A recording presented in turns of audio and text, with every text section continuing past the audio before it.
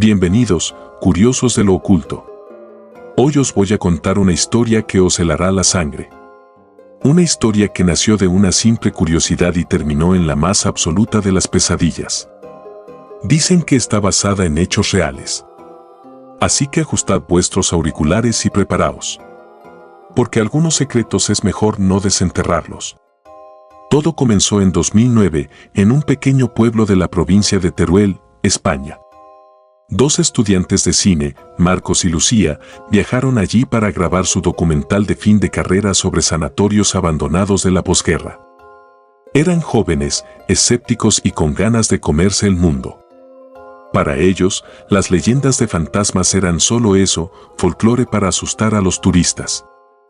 Su objetivo era el sanatorio, La Paz, un enorme edificio construido en los años 40 y abandonado en los 80 tras una serie de incidentes extraños. Los locales evitaban el lugar, murmurando historias sobre desapariciones, sombras en las ventanas y un llanto que a veces surgía de los túneles subterráneos. Marcos y Lucía solo se reían. El sanatorio era un lugar lúgubre, de paredes desconchadas y pasillos interminables. El aire era pesado, olía a humedad y a olvido. En el antiguo despacho del director, entre montañas de papeles médicos y expedientes polvorientos, Lucía encontró algo extraordinario. Detrás de un panel suelto de la pared, había una caja de hojalata. Dentro, un carrete de película de 16 milímetros. En la caja, una inscripción desgastada decía, Exp. 12, no archivar. Era un hallazgo increíble, material único para su documental. Lucía sintió un extraño frío emanar del metal, pero Marcos, entusiasmado, no le dio importancia. Guardaron la caja con cuidado en su mochila. Pasaron 2 días más filmando, sin presenciar nada fuera de lo normal, y regresaron a la ciudad. Llevaron la película a un laboratorio de la universidad para digitalizarla. El técnico, un hombre mayor llamado Don Ernesto, palideció al ver la caja. ¿La Paz?, preguntó con inquietud.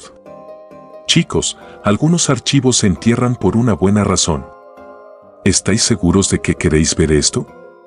Claro, exclamó Marcos. Es material histórico de valor incalculable. El viejo murmuró algo inaudible y se llevó el carrete. Horas después, les entregó un disco duro. No la he visto. Solo la he transferido. Buena suerte. Esa misma noche, se encerraron en su sala de edición. Abrieron el archivo con nerviosismo. La pantalla se llenó de nieve y ruido, y luego apareció una imagen en blanco y negro, granulada y llena de manchas.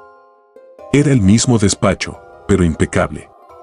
Tras el escritorio, un hombre con bata blanca, su rostro oculto en las sombras. Frente a él, en una silla, una niña de unos 7 u 8 años. Vestía un sencillo vestido y su mirada estaba vacía, perdida.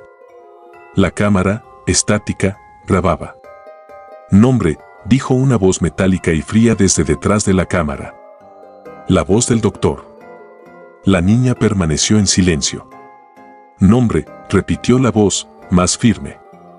Ana, susurró la niña, tan bajo que el micrófono apenas lo captó.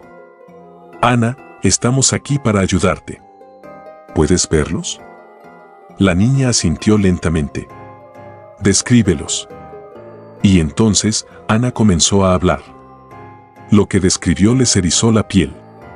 Habló de sombras con dedos largos que vivían en los rincones de su habitación y le susurraban por las noches. Describió a un hombre sin cara que se quedaba al final del pasillo, llamándola. Sus descripciones eran perturbadoramente detalladas, nada infantiles. No parecía una niña imaginando cuentos, sino una testigo describiendo algo real. El doctor sacó un artilugio extraño, una cámara con múltiples lentes. Mira la luz, Ana. Ellos odian la luz. La niña obedeció. Y en ese instante, su rostro se deformó por un terror puro, animal. Gritó. No un grito de niña asustada, sino un alarido desgarrador de pánico absoluto. Se retorció en convulsiones, sus ojos se volvieron hacia atrás hasta solo mostrar el blanco. La cámara tembló. Los gritos no cesaban. Y entonces, en el clímax del caos, la cámara, al moverse, captó por una fracción de segundo un reflejo en el cristal de un armario detrás del doctor.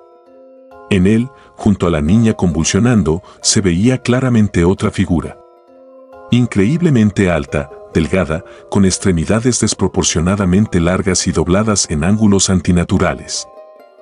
Y donde debería estar su rostro, solo había una mancha borrosa, vibrante. La grabación terminó. Un silencio sepulcral llenó la habitación. ¿Qué ha sido eso?, exhaló Lucía, pálida como la cera. Un truco, intentó racionalizar Marcos, aunque su voz temblaba. Doble exposición, efectos de la época. Marcos, es película de 16 milímetros. En los 60 no podían hacer eso. Y ese grito no era una actuación. Rebobinaron y lo vieron otra vez. Y otra. El terror en el rostro de Ana era demasiado real. Y aquel reflejo se quedó grabado a fuego en sus mentes. Esa noche apenas durmieron. Lucía juraba oír susurros infantiles en un rincón. Marcos lo atribuyó al estrés. Acordaron ir al día siguiente al archivo municipal a buscar información sobre el Exp. 12. Pero a la mañana siguiente recibieron la primera advertencia. En la puerta de su piso, alguien había dibujado con tiza un símbolo extraño, un círculo con un 8 tumbado y tachado en el centro. Lo borraron, pensando que era una broma de mal gusto. No sabían que la puerta ya estaba abierta. Y que algo, al otro lado, ya había empezado a observar. Traumatizados, se dirigieron al archivo municipal. La archivera, una mujer mayor, se puso tensa al oír el nombre, La Paz. Muchas cosas se quemaron tras el cierre, suspiró, como si alguien quisiera borrar su rastro. Revisaron informes, listas de personal, partes médicos. Nada sobre un Exp. 12. Pero entonces Marcos encontró una carpeta fina marcada como uso interno. Eran informes de incidentes. 1 de noviembre de 1972 les llamó la atención. En la noche del 12 al 13 de noviembre, el conserje del sanatorio, de Pedro Valdés, reportó un allanamiento en el despacho del doctor León Cortés. Objeto sustraído, un carrete de película, grabaciones experimentales. Debajo, un recorte de periódico de una semana después. Un pequeño obituario, hallado el cuerpo del conserje del sanatorio La Paz, de Pedro Valdés. Causa probable, accidente fortuito, caída desde altura. Alguien robó la película. El único testigo murió poco después. Al pie del informe, una firma, redactado por la supervisora de enfermería, Victoria Iglesias. Tenemos que encontrarla. La archivera negó con la cabeza. ¿Doña Victoria? Vive, pobrecilla. Pero después de lo del sanatorio, se encerró en sí misma. Vive en una casita cerca del bosque. Dicen que no está bien de la cabeza. Mejor no molestarla. Pero era demasiado tarde. Asustados pero obsesionados, se dirigieron a la dirección. Les abrió una mujer anciana y seca, con ojos llenos de una tristeza infinita. Al oír La Paz, quiso cerrarles la puerta, pero Lucía logró gritar. Encontramos la película. Experimento 12. La de Ana. El nombre de la niña actuó como una descarga eléctrica. La mujer palideció. ¿Vosotros la habéis visto?, susurró, mirando con pánico hacia el interior oscuro de su casa. Los dejó pasar. La casa olía a hierbas secas y medicinas, por todas partes colgaban iconos y amuletos. Marchaos, jóvenes, comenzó, persignándose. Enterrad esa película. Quemadla. No sabéis con qué estáis jugando. ¿Pero qué era? ¿Quién es esa niña? ¿Y qué había en el reflejo?, insistió Marcos. Victoria les contó todo. Sobre el doctor Cortés, un genio que creía que la esquizofrenia infantil era una ventana a otro mundo. Buscaba niños que veían, amigos imaginarios, para intentar grabar a esos amigos. Ana era la más dotada, dijo con voz temblorosa. No solo los veía, hablaba con ellos. Y ellos le respondían. Cortés estaba obsesionado. No entendía que, al observarles, había llamado su atención. Y entonces ellos le devolvieron la mirada. ¿Quiénes son ellos?, preguntó Lucía, sintiendo un escalofrío recorrerle la espalda. Las sombras. Los sin rostro. Los largos. Ana los llamaba los oyentes. Porque siempre están escuchando. Y cuando hablas de ellos, los llamas. De repente, Victoria vio el símbolo que Lucía había garabateado en su mano para no olvidarlo. Se ahogó un grito. «Os han marcado», susurró horrorizada. «Ese es su sello. Significa que ahora os están escuchando a vosotros». Contó que, tras el robo, el sanatorio se volvió un infierno. Pasos en pasillos vacíos, cunas que se mecían solas, sombras altas tras las ventanas. Al doctor Cortés lo encontraron muerto. Infarto, dijeron. Pero la mueca de terror en su rostro fue tan horrible que los enfermeros que lo hallaron no pudieron dormir en meses.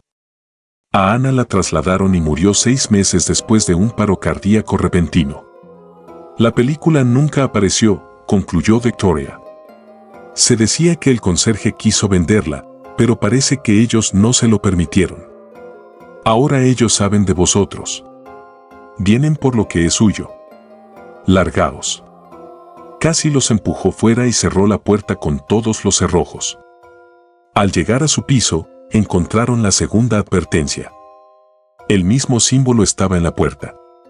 Pero esta vez no estaba fuera. Estaba dibujado por dentro, en el cristal de la mirilla, con una sustancia oscura y pegajosa que parecía resumar de la propia madera. Esa noche oyeron por primera vez a los oyentes. Primero fue un susurro casi inaudible desde los altavoces apagados del ordenador. Luego, un rasguño leve tras la pared. El aire se volvió denso, frío. Encendieron todas las luces, pero parecían débiles, proyectando sombras alargadas y distorsionadas que parecían tener vida propia. Por el rabillo del ojo, veían un movimiento constante, algo rápido, deslizante. Entendieron que Victoria tenía razón. Habían traído eso a su casa. Y ahora eso estaba allí. Con ellos. Y tenía hambre. La noche les pareció una eternidad. El susurro se convirtió en palabras, sus nombres, las órdenes, mira. Escucha. Con la primera luz del amanecer, los fenómenos cesaron. Agotados, tomaron una decisión desesperada, de volver la película. Volver al sanatorio y dejarla donde la encontraron. Fue un error terrible. No entendían que ya no se trataba de la película. La película solo era la llave. La puerta ya estaba abierta y ellos conocían el camino. El bosque alrededor del sanatorio estaba mortalmente silencioso. Al entrar, sintieron una hostilidad palpable en el aire helado. Sus pasos resonaban y el eco parecía responder un paso más tarde, como si alguien caminara justo detrás de ellos. Llegaron al despacho. Marcos colocó la caja en su hueco. En ese instante, la puerta se cerró de golpe. Estaba bloqueada. Y desde el altavoz de su propia cámara digital, sonó la misma voz metálica de la película, ¿nombre? La temperatura se desplomó. Las sombras en los rincones comenzaron a moverse, a estirarse, separándose de las paredes. Eran negras como el carbón, sin rostro, con dedos largos y delgados como hilos de araña. «La luz», gritó Marcos. Apuntó con una linterna potente a la sombra más cercana. Esta retrocedió con un siseo, como de metal al rojo vivo sumergido en agua. Pero eran demasiadas. Se acercaban desde todos los rincones, sus susurros fusionándose en un zumbido ensordecedor. Lucía, presa del pánico, apuntó con su cámara a una de ellas y pulsó RS. En la pequeña pantalla vio su verdadera forma, figuras encorvadas con articulaciones retorcidas y una vacuidad pulsante donde debería haber un rostro. Una de ellas se giró hacia ella. Lucía sintió su mirada. Fría, carente de vida. La cámara explotó en sus manos. La puerta se abrió de repente. Salieron corriendo sin mirar atrás, sintiendo una respiración helada en sus nucas. Pensaron que lo peor había pasado. Pero el mal ya había echado raíces en ellos. Después de esa noche, Marcos cambió. Su escepticismo se había transformado en una obsesión febril. Pasaba horas con los auriculares puestos, intentando limpiar el audio de la copia digital. Casi lo tengo, murmuraba, están diciendo algo, detrás del grito. Estaba escuchando. Y ellos le estaban respondiendo. 2 días después, salió por la noche a un supermercado de la esquina y nunca regresó. La policía no encontró nada. Las cámaras de seguridad de la calle solo habían grabado estática. Una noche, desesperada, Lucía abrió el archivo por última vez. Estaba alterado. Al final, tras los gritos de Ana, había ahora unos segundos más de metraje. La cámara estática apuntaba al despacho vacío. Lentamente, una figura alta y delgada entró en el encuadre. Se detuvo en el centro, y su rostro desenfocado comenzó a tomar forma. Justo cuando los rasgos eran casi reconocibles, la grabación se cortó. Esa misma noche, Lucía se despertó con la sensación de no estar sola. Yacía paralizada, presa de un miedo absoluto. Y entonces oyó una voz. Era la voz de Marcos. Sonaba lejana, apagada, llena de una agonía indescriptible. Lucía, ayuda, me obligan a escuchar, el susurro nunca para, me han quitado el rostro. Apretó los ojos con fuerza, intentando no gritar. Cuando se atrevió a abrirlos al amanecer, la habitación estaba vacía. Pero en el suelo, en el polvo, justo al lado de su cama, había una huella clara. Larga, estrecha, con la marca de unos dedos antinaturalmente alargados. No buscó más. Hizo las maletas y se fue de la ciudad. Cambió de número, de nombre, desapareció. Pero la historia no termina aquí. Un año después, por casualidad, encontró en internet un foro de exploradores urbanos que visitaban La Paz. Un post le llamó la atención. Había una foto de aquel despacho. Y en la foto, en la oscuridad, alguien con un tiempo de exposición largo había captado una silueta apenas visible, alta, delgada, con brazos largos. Y la leyenda decía, chicos, ¿oísteis susurros ahí dentro? ¿O soy solo yo? Lucía no escribió nada. Solo cerró la pestaña. Porque había entendido lo esencial. Ellos no se habían ido. Estaban esperando. Siempre están esperando a nuevos oyentes. Se alimentan de la atención, del miedo y de la curiosidad. Y ahora, mientras yo os relato esta historia, en el rincón más oscuro de vuestra habitación, quizá una de esas sombras espera inmóvil. Os observa con su mirada sin rostro. Escuchad. ¿El silencio a vuestro alrededor está realmente vacío? ¿O es que solo está conteniendo la respiración? No os giréis. Simplemente, fingid que no oís nada. Quizás se marche. Pero probablemente no lo hará. Porque ahora sois vosotros los que estáis escuchando. Y a ellos, eso les encanta. Buenas noches.